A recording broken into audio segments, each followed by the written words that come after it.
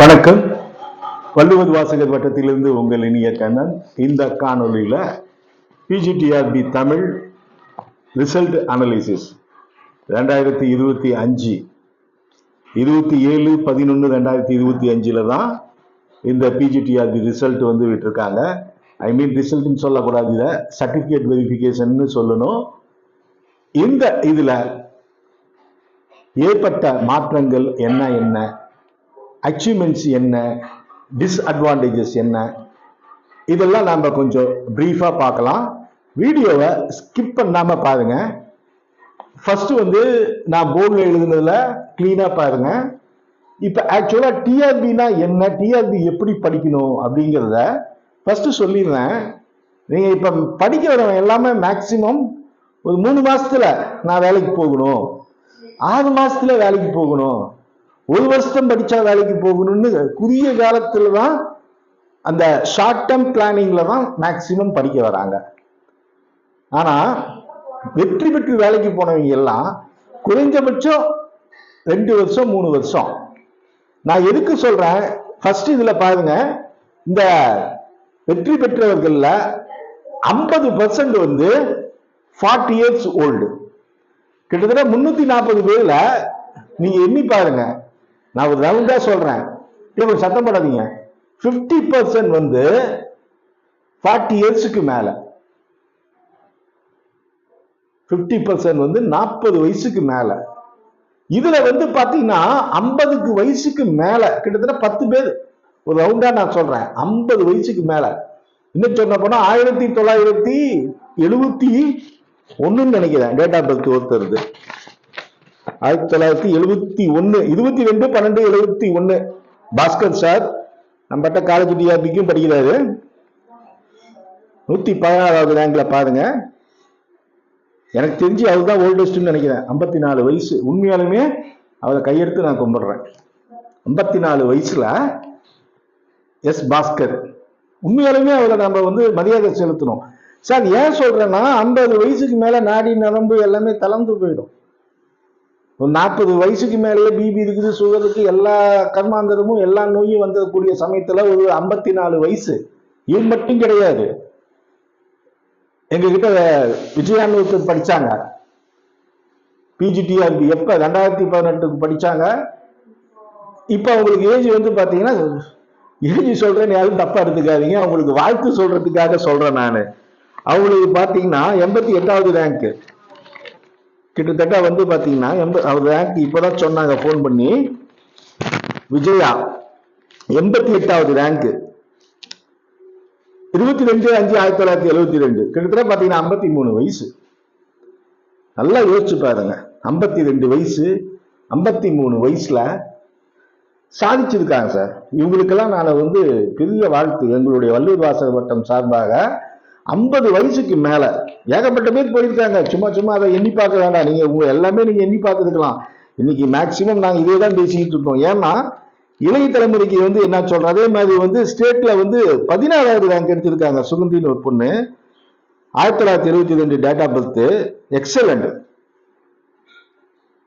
இது யோசிச்சு பாருங்க, 102 மார்க் ஜெனரல் டர்ன்ல எடுத்திருக்காங்கன்னா சாதாரண விஷயம் கிடையாது.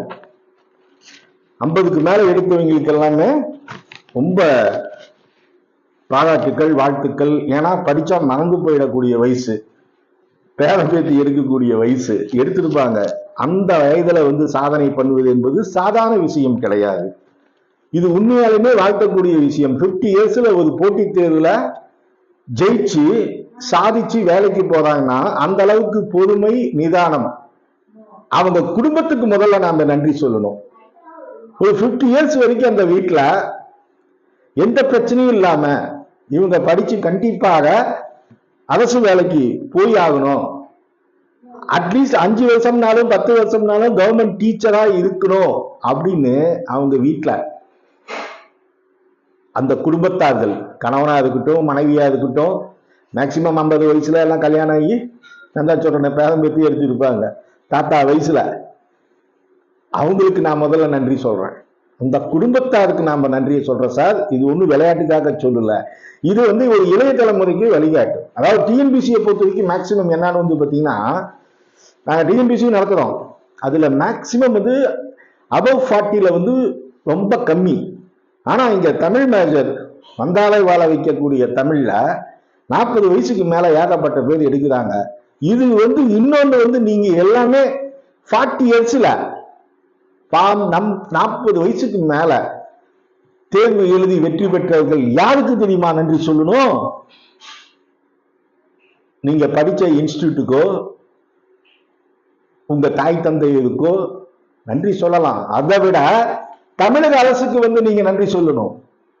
ஏன்னா ஏஜ் ரிலாக்ஸேஷன் கொடுத்தாங்க. ஒரு 3-4 வருஷத்துக்கு முன்னாடி யூஜிடிஆர்பிக்கு வந்து போடும்போது ஜிஓ கவர்மெண்ட் ஆர்டர் என்ன போட்டா 40 வயசுக்கு மேல கிடையாதுன்னு எல்லாம் நொந்து நூலாயிட்டாங்க.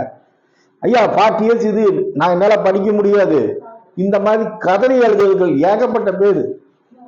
உண்மை சார். போன யூஜிடிஆர்பிக்கு முன்னாடி அப்பதான் யூஜிடிஆர்பி வந்து நியமன தேர்வு நடத்தணும்னு முடிவு பண்ண சமயத்துல தமிழக அரசுல வந்து 40 வயசுக்கு மேல பரீட்சை எழுதக்கூடாதுன்னு ஒரு ஆர்டர் போட்டது 5-6 வருஷத்துக்கு இருக்கும்.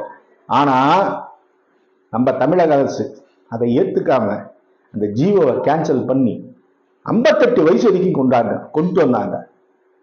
அது மட்டும் இல்லை அப்படின்னா கிட்டத்தட்ட 160 பேர் நான் எண்ணியே பார்த்துட்டேன். 160 பேர் பக்கமா கவுன்சிலிங் போயிருக்க முடியாது. அந்த 170 பேர்ல முக்காவாசி 100 பேர் வேலைக்கே போயிருக்க முடியாது. அதனால ஒட்டுமொத்த நன்றியும் தமிழக அரசுக்கு தான் நாம சொல்லணும். ஆச்சுங்களா? இது மூலமா நமக்கு என்ன தெரியுது?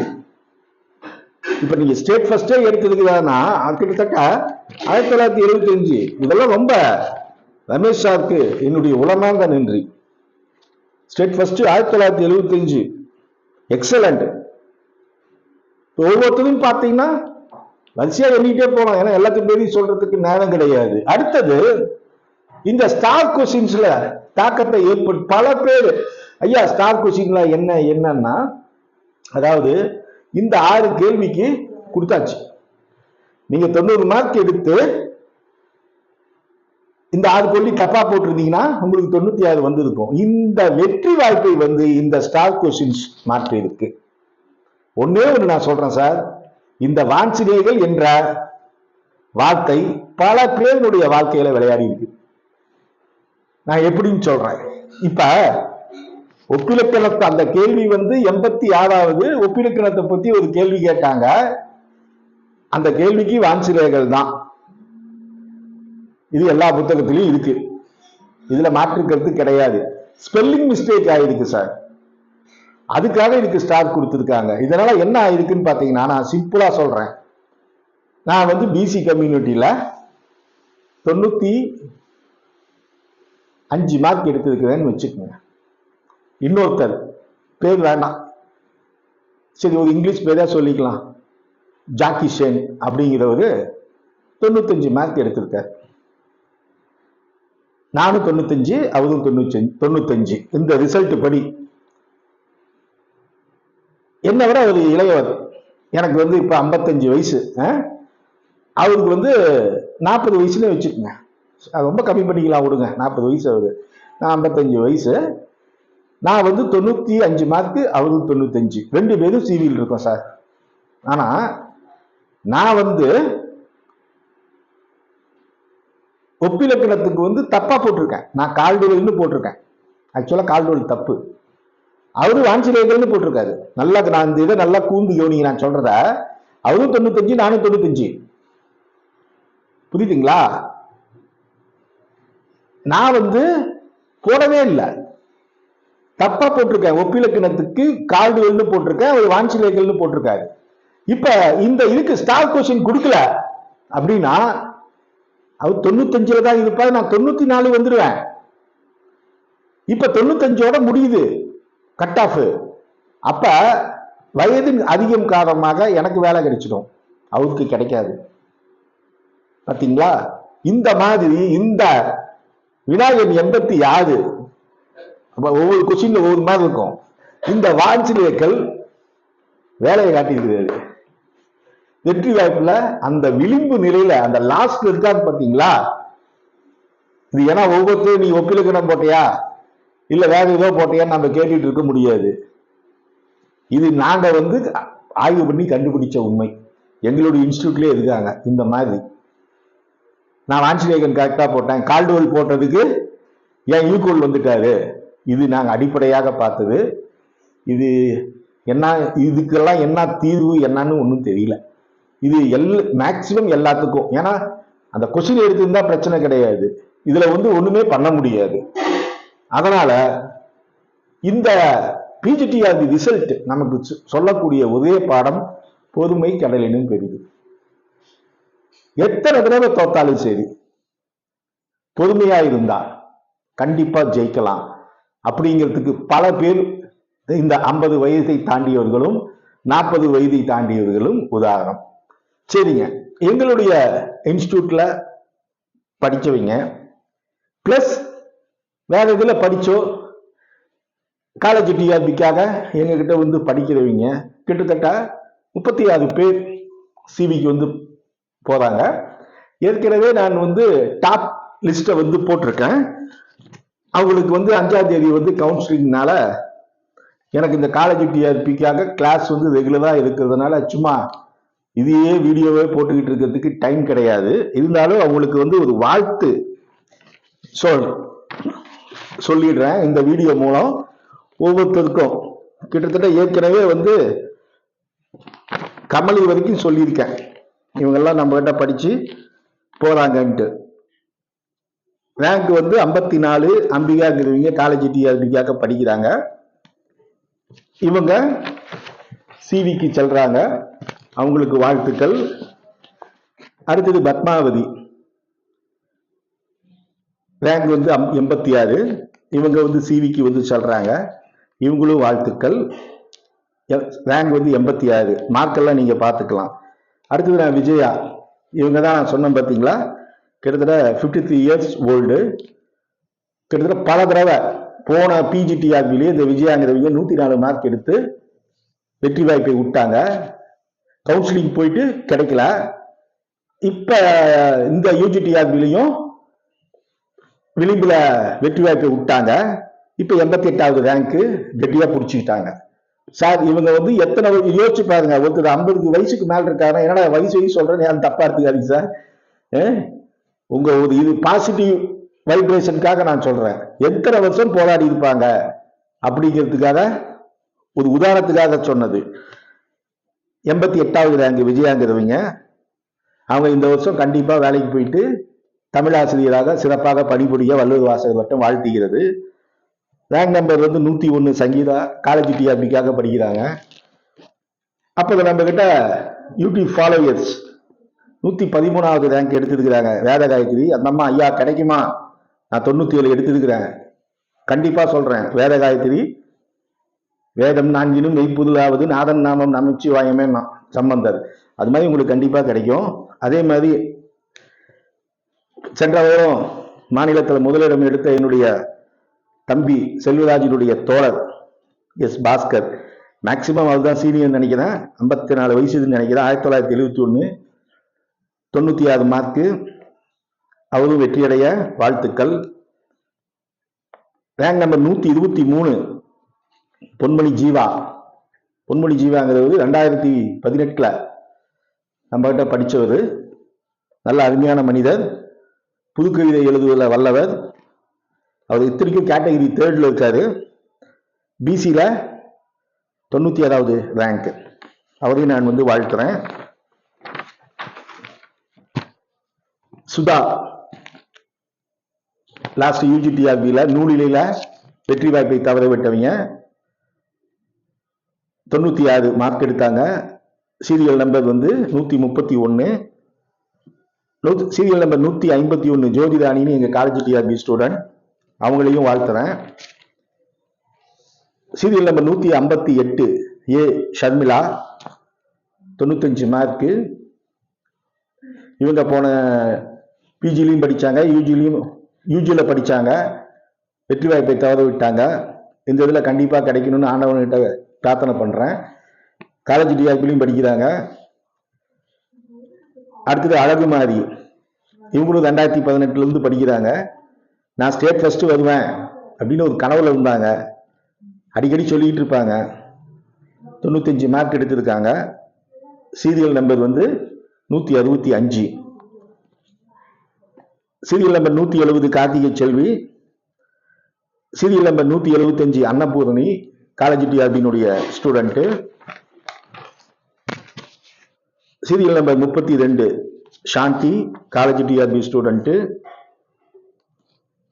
இவங்க serial number 23 Linganathan 94. Serial number 205 Selvaraj, last யூஜிடிஆர்ஜில ஸ்டேட் ஃபர்ஸ்ட் எடுத்தவர். சீரியல் நம்பர் 217 சுகந்தலட்சுமி. ஹேமா என்னுடைய YouTube followers. Serial number 221 Kanchana, serial number 232. Last year C வரைக்கும் போய் வெற்றி வாய்ப்பை தவறிவிட்டவர்கள்.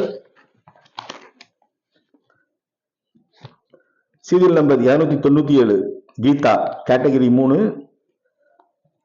Serial number 298 Parameswaran, category 3,